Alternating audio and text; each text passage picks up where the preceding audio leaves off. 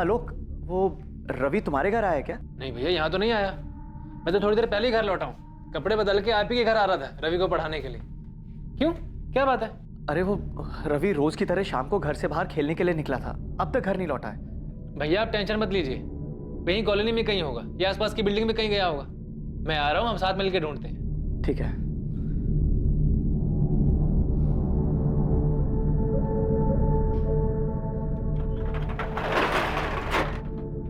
हाँ सागर भैया, हम निकल रहे हैं अभी। आसपास की सभी बिल्डिंगों में ढूंढेंगे। रवि बाबा जरूर अपनी धुनकी में किसी पड़ोस के घर में चले गए होंगे। हम ढूंढ के लेकर आते हैं आपके पास, आप परेशान मत होइए।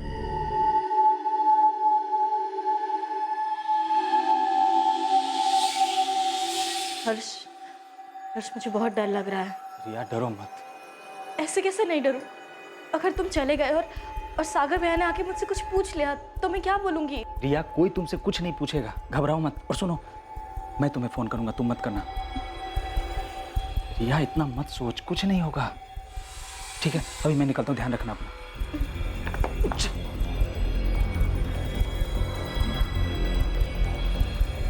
मोहन मैं जा रहा हूँ। अरे रे, सुनिए, कहाँ जा रहे हैं आप? अरे तुमने सुना तो सही, वहां नीचे 202 में रवि मिल नहीं रहा है। जाके देखना तो चाहिए। सागर और विद्या बेचारे वहां पे। उन पे तरस खाने जाएंगे ना तो उल्टा वो हम पे बरसेंगे। रहने दीजिए आप। देखो सुमन, ऐसा कुछ नहीं होगा। बात को समझो, तुम्हारे बच्चा नहीं मिल रहा है उनका, मुसीबत में है वो। मुसीबत में हम आ जाएंगे, सीधा शक हम पे जाएगा। आप कहीं जाने की जरूरत नहीं। सुमन। चाचा जी, भाभी, आप दोनों टेंशन मत लीजिए, रवि को हम ढूंढ निकालेंगे। सागर भैया, चल के मैदान के आसपास की बिल्डिंग्स में देखते हैं, रवि यही कहीं होगा। चलो।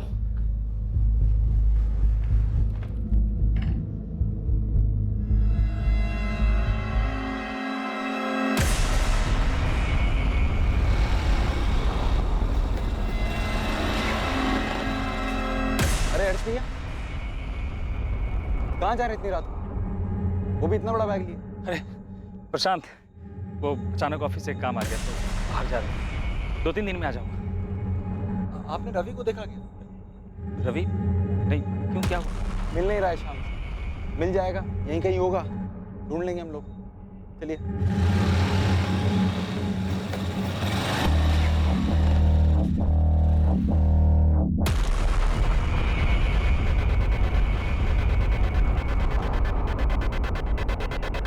क्या कोई ऐसा है जो रवि को नुकसान पहुंचाकर आपको नुकसान पहुंचाने की कोशिश करे? जी नहीं सर, इस बिल्डिंग में हम 15 साल से रह रहे हैं। हमारी किसी से कोई दुश्मनी नहीं, अगर होती तो भी कोई 9 साल के बच्चे को क्यों नुकसान पहुंचाता? सागर जी, यही तो पता लगाना है। रवि 9 साल का था। अगर कोई उसे जबरदस्ती अपने साथ लेके जाता तो उसने शोर मचाया होता और किसी न किसी ने तो उसकी आवाज सुनी होती, लेकिन ऐसा हुआ नहीं। इसका मतलब है जो शख्स रवि को अपने साथ लेके गया है, रवि उसे जानता था। सर, इस कॉलोनी की बिल्डिंग में भी सीसीटीवी नहीं है। मैंने आसपास के दुकान वालों से बात की, लेकिन ऐसा कोई भी सामने नहीं आया जिसने रवि को शाम को घर लौटते हुए देखा। आसपास के टोल नाकों और चेक पोस्ट पर रवि की फोटो भिजवाई थी, कुछ पता चला? नहीं सर, लेकिन हमारी टीम अलर्ट है, सभी गाड़ियों को चेक कर रही है। सर, मुझे भी ऐसा लगता है कि रवि को लेके जाने वाला जरूर कोई जान पहचान वाला ही है। तो सोचो आलोक, कौन हो सकता है जिसके साथ रवि बिना शोर मचाए आसानी से जा सकता है? सर, यही तो समझ में नहीं आ रहा है।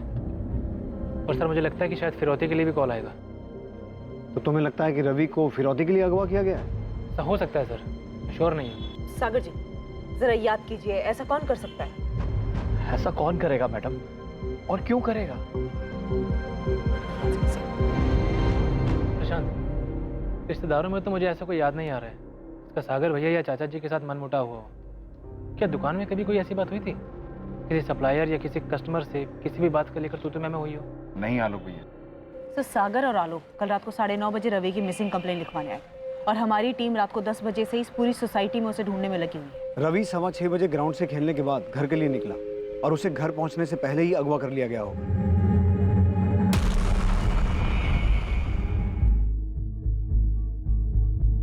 हमारी इन्वेस्टिगेशन 10 बजे शुरू हुई, यानी कि किडनैपर के पास 3.5 घंटे का टाइम था और अभी 12 घंटे बीत गए हैं, लेकिन फिरौती का कोई कॉल नहीं आया।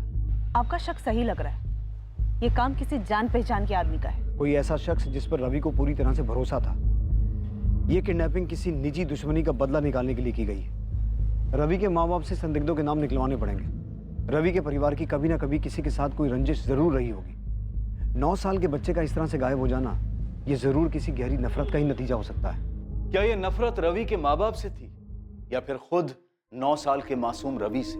क्या वजह थी इस नफरत की जिसकी कीमत रवि को चुकानी पड़ रही थी? सवालों का सिलसिला तो अभी शुरू ही हुआ था।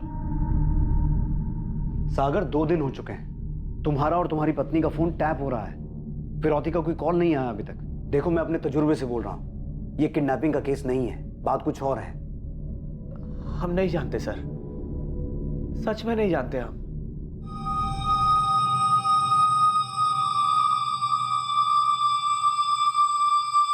चाचा जी मैं चलता हूँ, दुकान भी खोलनी है।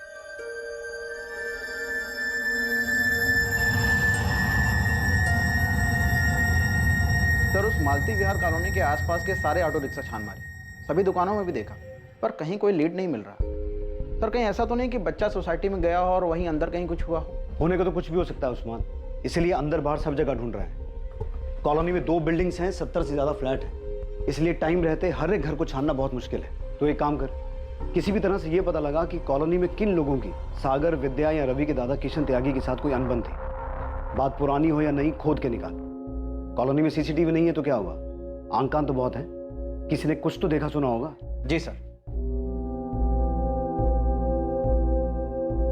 अच्छा सुनिए, मैं विद्या से मिलने जा रही हूँ, काफी दिन हो गए, अगर खबर नहीं पूछी तो भी शक होगा। ऐसा कुछ नहीं होगा, ज्यादा सोच रही हो तुम। विद्या के इस हाल में उसे तुम्हारे सहारे की जरूरत है। आप मुझे मत सिखाइए मुझे क्या करना है, और विद्या पे आपको इतना तरस खाने की जरूरत नहीं है। किस बात की दुश्मनी मैडम?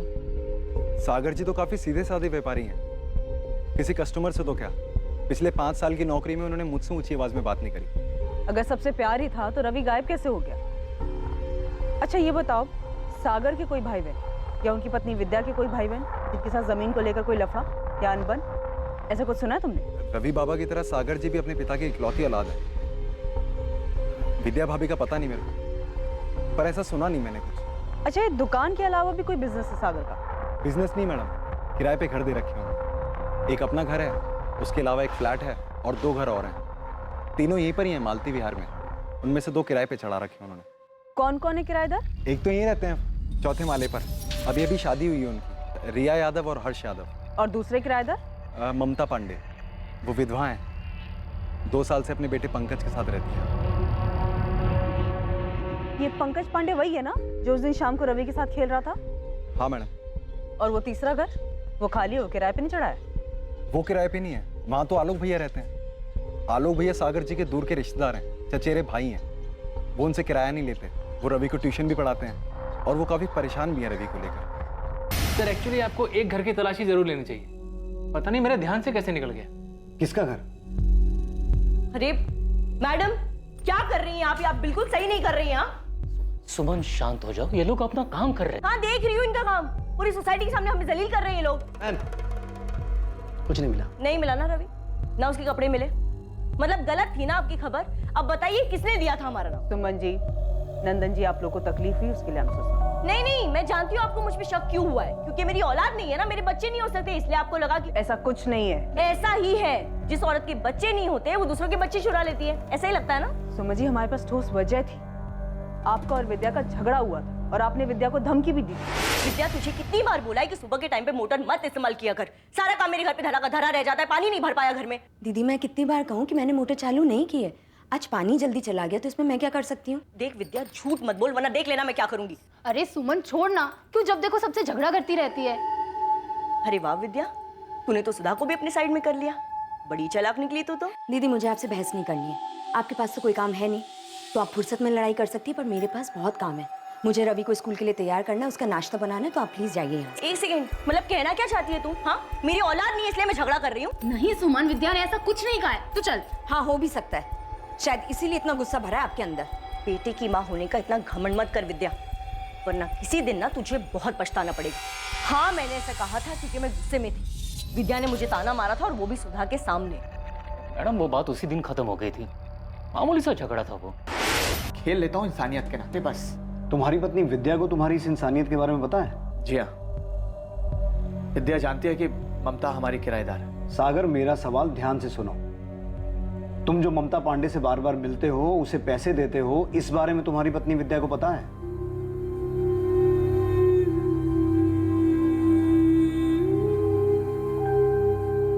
सागर अक्सर मुझे पैसों से मदद किया करते थे और ये बात उसने अपनी पत्नी विद्या से छुपाई भी थी। क्यों छुपाई? मैंने भी यही पूछा था सागर से और उसे मना भी किया था कि वो ऐसा ना करे, क्योंकि हम कोई गलत काम तो कर नहीं रहे थे। लेकिन उसका कहना था कि अगर ये बात वो विद्या को बताएगा भी तो वो नहीं समझेगी। पर फिर एक दिन विद्या को सब कुछ पता चल गया। आखिरी बार पूछ रही हूँ सागर, जब घर से गए थे तब तुम्हारे पर्स में 5,000 रुपए थे और अब सिर्फ 1,000 रुपए बचे। 4,000 कहाँ गए? तो मैं बताया तो था कि एक दुकान के सामान की पेमेंट करनी थी, इसलिए। झूठ मत बोलो सागर, तुम ये पैसे ममता को दे रहे हो ना? मैं सब समझती हूँ, बेवकूफ नहीं हूँ। देखो, जैसा तुम समझ रहे हो ना वैसा कुछ नहीं, विश्वास करो मेरा। मैं सिर्फ उसकी थोड़ी सी हेल्प कर देता हूँ क्योंकि एक छोटे बच्चे की जिम्मेदारी है उसकी। तुम पे भी अपने बच्चे की जिम्मेदारी है सागर, और बेहतर यही होगा कि ममता के बच्चे की फिक्र करने की बजाय तुम अपने बच्चे की फिक्र करो। और इसके बावजूद तुम ममता से मिलते रहे, लेकिन तुम्हारा कोई अफेयर नहीं है, राइट? जी नहीं, हम दोनों को अपनी जिम्मेदारी का एहसास है, लेकिन आपको नहीं है। तभी तो हमारे बेटे रवि को ढूंढने की बजाय ऐसी मनगढ़ंत बातों को पकड़ के बैठ गए आप। अब ये बातें विद्या से मत पूछेगा, वैसे उसकी हालत बुरी है। उससे भी बुरी हालत में तुम्हारा बेटा रवि हो सकता है सागर, लेकिन तुम फिर भी हमसे सच्चाई छुपा रहे हो। मैं आपसे कोई सच्चाई नहीं छुपा रहा हूं। ठीक है, ये बताओ कि ममता का बेटा पंकज और रवि दोस्त है ना, तो रवि कभी कभी जाता था ममता के घर? हाँ, पंकज के साथ 1-2 बार रवि घर आया था खेलने के लिए। क्या 16 जून को भी रवि आया था? मैं आपसे कह रहा हूं, ममता रवि के साथ कुछ गलत नहीं कर सकती। वो खुद एक माँ है, रवि की उम्र का तो खुद का बच्चा है उसका। और रवि ही एक अड़चन था तुम दोनों के रिश्ते में। ममता शायद जानती थी कि तुम विद्या को तो छोड़ सकते हो लेकिन रवि को नहीं, इसलिए शायद ममता ने। सर, आप रवि को ढूंढिए, और अगर ममता को गिरफ्तार करने से रवि मिल जाता है तो ऐसा ही कीजिए। इस वक्त मुझे मेरा बेटा रवि चाहिए। कुछ करना। ये लोग तो रवि को ढूंढने के बजाय पता नहीं क्या क्या वाहियात बातें कर रहे हैं। सागर भैया, आप फिक्र मत कीजिए, मैं इसी काम में लगा हुआ हूँ। सुमन और नंदन पर भी मेरी नजर है। आप बस भाभी और चाचा जी का ध्यान रखिए। रवि को मैं हर हाल में ढूंढ निकालूंगा। सर, ये ममता काफी स्ट्रेट फॉरवर्ड औरत लगी। कॉलोनी के ही कुछ बच्चों को ट्यूशन पढ़ाती है, बिना झिझक के साफ साफ बात कर रही थी। लग नहीं रहा था कि कुछ छुपा रही है। तुमने ममता के बेटे पंकज से रवि के बारे में बात की? रवि उस दिन उसी के साथ खेल रहा था। यस सर, जब मैंने पंकज से रवि के बारे में पूछा तो लग नहीं रहा था कि वो कुछ रटा रटाए बोल रहा है। वैसे भी मैंने ममता के कॉल रिकॉर्ड्स मंगवाए सर। 16 जून की शाम को ममता कहाँ क्या कर रही थी ये भी हम पता लगवा रहे हैं। इस केस की नब्ज हाथ नहीं लग रही है। रवि के गायब होने की वजह का पता नहीं चल पा रहा है। आखिर ये मामला क्या है? कुछ तो है किरण जो हमसे मिस हो रहा है। इस केस में कई ऐसे किरदार थे जो अभी तक पुलिस की नजरों में नहीं आए थे, और जो सामने आए भी थे उनकी पूरी तरह तफ्तीश होनी अभी बाकी थी। और जिनकी तफ्तीश हुई थी उन्होंने इस केस को और उलझाने का काम किया था। क्या घूर रहे हैं आप लोग? हाँ, आप लोगों को क्या लगता है?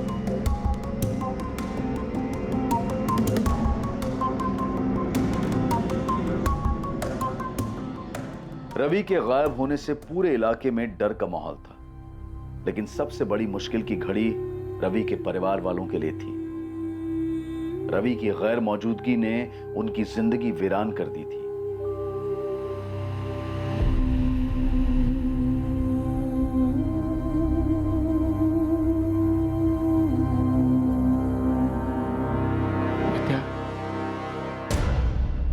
आलोक भी ढूंढ रहा है हमारे रवि को। बहुत जल्दी मिल जाएगा हमारा रवि। वो ममता वाली बात, मुझे किसी से कोई लेना देना नहीं है, नहीं मुझे कुछ सुनना है। मुझे सिर्फ मेरा बेटा रवि चाहिए। तुम्हें ममता के पास जाना और नहीं जाना, जो करना है करो, बस मुझे मेरा बेटा रवि ला दो।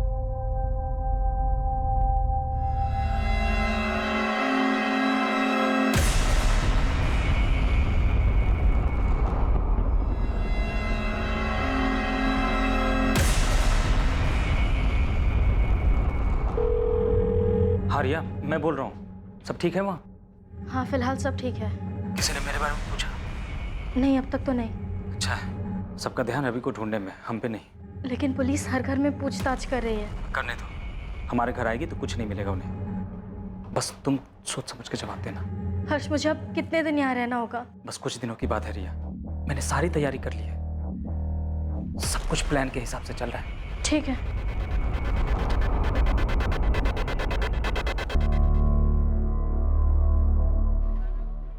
हाँ ममता।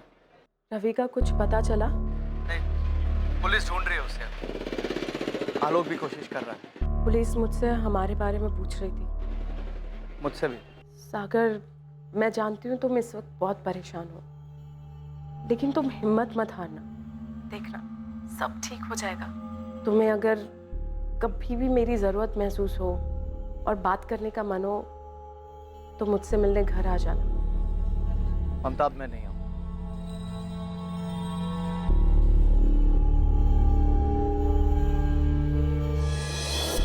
मैम, अगर सुमन और नंदन के 1 महीने के कॉल रिकॉर्ड्स में कुछ नहीं निकला है तो आप उनके 3 महीने के कॉल रिकॉर्ड्स निकलवाइए। और क्या आपने उनकी लोकेशन डिटेल्स चेक की? करेंगे, सब करेंगे और कॉल रिकॉर्ड्स भी निकलवाएंगे, नंदन, सुमन, ममता और तुम्हारे भी। मैं समझता हूँ मैम कि आपको मेरे इस केस में इंटरफेयर करना बिल्कुल पसंद नहीं, और आप ही बताइए मैं कैसा ना करूँ इंटरफेयर। रवि जब से पैदा हुआ है मैंने उसे अपनी गोद में खिलाया मैम। बाकी मेरा आपको परेशान करने का कोई इरादा नहीं। सर, पूरे एरिया में पता किया, ये कॉलोनी बेगिंग माफिया या किडनैपिंग गैंग के रडार में थी ही नहीं। सर, हमने ममता और सुमन पर भी नजर रखी हुई है। ममता भी उस शाम पड़ोस में ट्यूशन पढ़ा रही थी। कहीं से कोई लीड ही नहीं मिल रही है। रवि आखिर है कहाँ? ना कॉलोनी के अंदर कहीं मिल रहा है, ना बाहर किसी मूवमेंट का पता चल रहा है, ना ही अभी तक फिरौती का कॉल आया है। किरण, मुझे बच्चे को लेकर बहुत डर लग रहा है। बहुत टाइम हो गया है, यहाँ तो ऑलरेडी रवि के साथ कुछ हो गया है, या फिर कोई अभी भी सही मौके का इंतजार कर रहा है। विद्या, सुमन दीदी, मेरे रवि को वापस कर दीजिए। मैं जानती हूँ कि मुझसे बहुत बड़ी गलती हुई है। आपको जितना भी गुस्सा है ना, आप मुझसे निकाल दीजिए। जो भी सजा देनी है ना, मुझे दे दीजिए। मैं मेरे बेटे रवि को वापस कर दीजिए।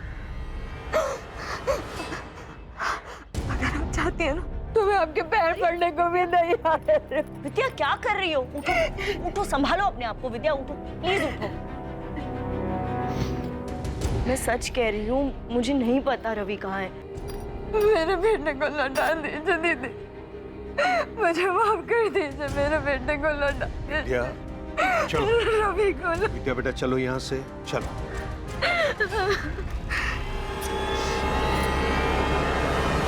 सर, रवि जिस मैदान में खेल रहा था उस मैदान के आसपास 3 बिल्डिंग में मैंने तलाशी ली। ये प्रोसीजर काफी लंबा है सर, और कॉलोनी के काफी लोग नाराज भी हो रहे हैं। लेकिन हमारे पास इसके अलावा कोई ऑप्शन नहीं है। सर, वो सागर का कजन ब्रदर वो दोबारा आया था। सर, सागर से ज्यादा तो आलोक उतावला रहता है, अपने आइडियाज देता रहता है अलग से। तो मुझे आलोक पे भी शक होता है। आलोक की बैकग्राउंड डिटेल सामने आई? से इन्फॉर्मर्स लगे हुए हैं। फिलहाल इतना पता चल पाया है कि सागर का चचेरा भाई है आलोक, रवि को ट्यूशन पढ़ाता था। और सर, डायरेक्टली पूछना बनता नहीं है, क्योंकि अगर उसकी इसमें इन्वॉल्वमेंट है तो वो अलर्ट हो जाएगा। काफी स्मार्ट बनता है सर। सागर और विद्या से जुड़े हर इंसान पर फिर से स्पॉट डालो, शुरू से। ना तो किडनैपिंग सामने आ रही है, ना ही किसी दुश्मनी के बारे में पता चल रहा है। आखिर रवि के गायब होने के पीछे का मकसद क्या हो सकता है?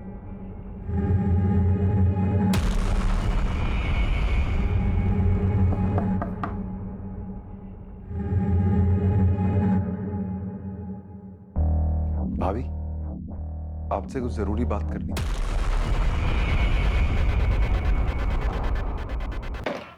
सर, 1 हफ्ते के ऊपर हो गया है, आप लोग मेरे बेटे रवि को ढूंढने के बजाय यहाँ पर बैठकर हमारे कॉल रिकॉर्ड छान रहे हैं। सागर, हम पूरी कोशिश कर रहे हैं, लेकिन इस बारे में हमें कुछ इन्फॉर्मेशन तुमसे भी चाहिए। ठीक है इंस्पेक्टर, मैं अब फाइनली आपको बता ही देता हूँ। और बताना क्या है, आपको ले चल के दिखा देता हूँ ना वो जगह जहां पर मेरे बेटे रवि को अगवा करके रखा गया था। जहां रवि को अगवा करके रखा गया था? चौंक गए ना आप लोग? मैं अच्छी तरह समझ चुका हूं कि आप लोग दरअसल मेरे बेटे रवि को ढूंढने में खास मेहनत करना ही नहीं चाहते। अरे आप लोगों से ज्यादा तो मेरा चचेरा भाई आलोक उसके बारे में खबर जुटा रहा है। आलोक? हाँ आलोक, वो ही ले गया था मुझे उस जगह पर जहां पर मेरे बेटे रवि को अगवा करके रखा गया था।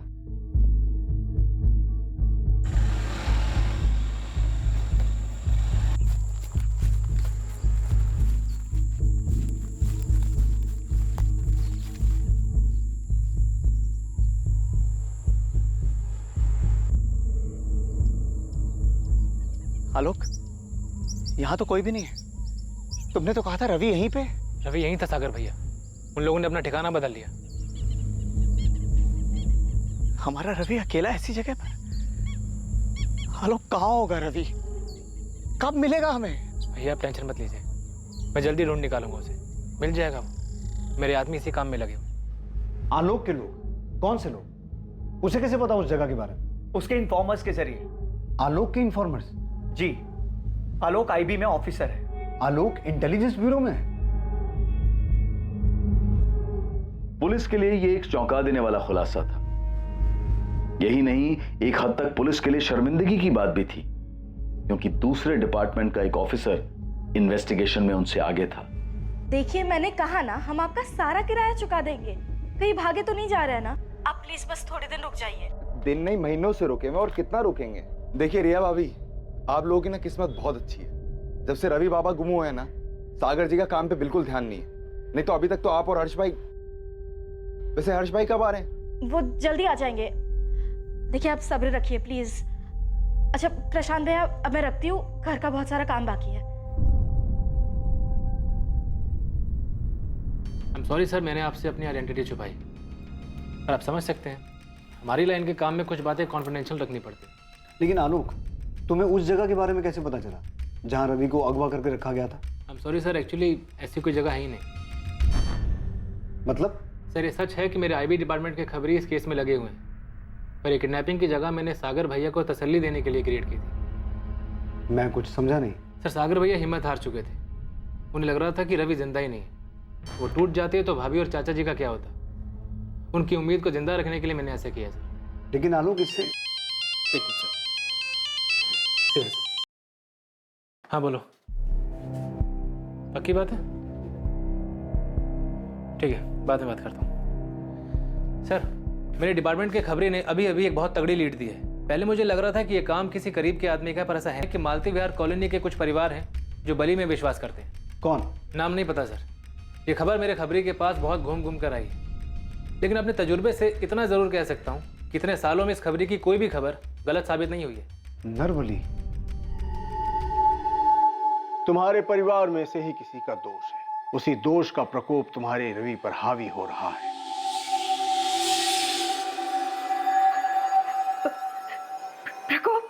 प्रकोप बाबा, मतलब बाबा मेरा बेटा ठीक तो है ना बाबा? तुम्हारे घर के आसपास ही है रवि। आसपास मतलब कहाँ बाबा? प्रतीक्षा करनी होगी। दोष का प्रकोप रवि पर बहुत भारी है। कोई ऐसा तरीका नहीं है जिससे रवि जल्दी आ जाए? कोई विधि वगैरह हो?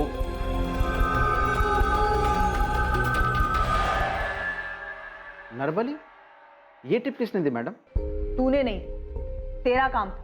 तुझसे ज्यादा वो आईबी वाले की खबरी इन्फॉर्मेशन ला रहे हैं। सॉरी मैडम, पर कसम से मैंने अपने काम में कोई ढील नहीं की है। वैसे ये नरबली वाली खबर सच तो है ना? उस्मान, तू अपना काम कर, समझा? दूसरे काम में नुस्ख मत निकाल। देख, तू अपने लेवल पे पता कर कि कॉलोनी में ऐसे कौन कौन से लोग हैं जो नरबली में विश्वास रखते हैं। जी। सब ये यूपी में सभी नरबली चढ़ाने वाले तांत्रिकों की फाइल है। इनमें से ज्यादातर जेल में है। बात की इनसे? यस सर, मैंने इनके चेले चपाटों के बारे में भी जानकारी हासिल की। इनमें से कोई भी गाजियाबाद की तरफ नहीं आया। सर मैंने उस्मान खबरी को भी लगा दिया है, चुपचाप ये पता लगाने के लिए कि क्या कोई ऐसा कॉलोनी में है जो इन सब में विश्वास रखता है। सर मुझे नरबली वाला एंगल कुछ सही नहीं लग रहा। शायद ना हो, लेकिन अगर जरा सी भी पॉसिबिलिटी है तो हम यहाँ किसी भी बात को इग्नोर नहीं कर सकते, क्योंकि बात 9 साल के बच्चे की है जिसे हम ढूंढ नहीं पा रहे हैं। मैं कॉलोनी में एक बार फिर से सर्च करती हूँ, शायद इस नरबली वाले एंगल में हमें कोई लीड मिल जाए। आप लोगों का दिमाग खराब हो गया है क्या? और ये क्या जादू टोना लगा रखा है आप लोगों ने? आप कुछ भी बोल रहे हैं। मैडम मेरा भी एक बच्चा है, आप सोचिए तो सही, क्या मैं ऐसा कर सकती हूँ क्या?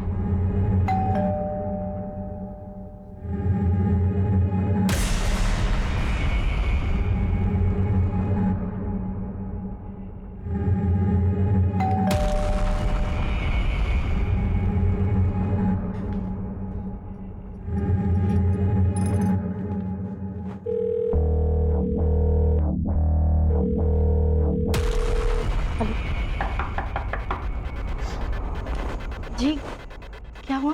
तलाशी लेनी है। एक सेकेंड, मेरे पति इस वक्त घर पे नहीं है, तो आप ऐसे ज़बरदस्ती अंदर नहीं आ सकते। रिया, तुम टेंशन मत लो। अगर तुमने कुछ नहीं किया तो तुम्हें कुछ नहीं होगा। ये इनका रूटीन प्रोसीजर है, इन्हें इनका काम करने दो। जय हिंद। हटिए।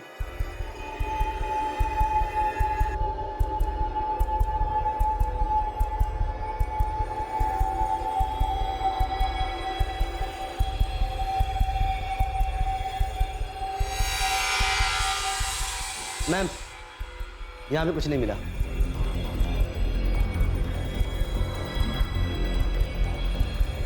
चलो।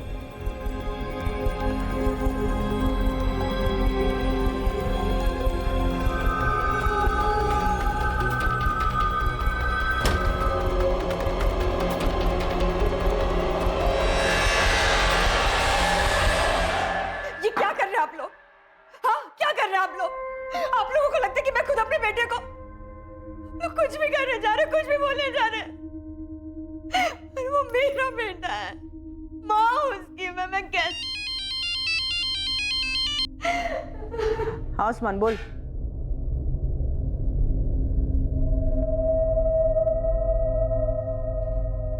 आप खुद बाबा के पास गई थी या कोई लेके गया था?